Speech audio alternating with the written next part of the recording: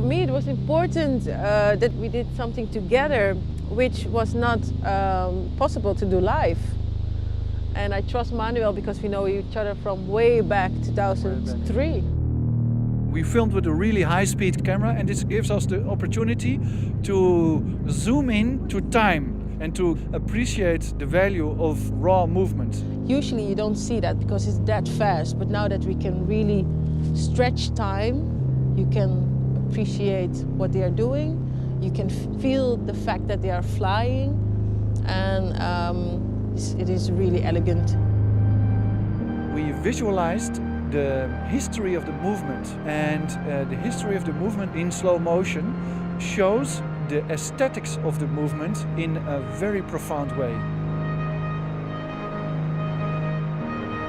We invited a programmer who made an application. This application helps us to generate lines which communicates with the organic movement of the dancers, but also communicates with the architecture of this quite complicated building. Movement is very analog, and the building is really very graphical. It has almost aggressive facets.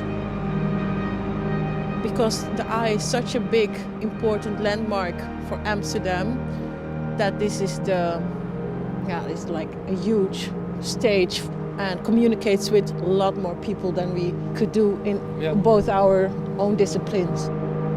We hope that this invites the public to stand still and to experience the poetry which is hidden in movement.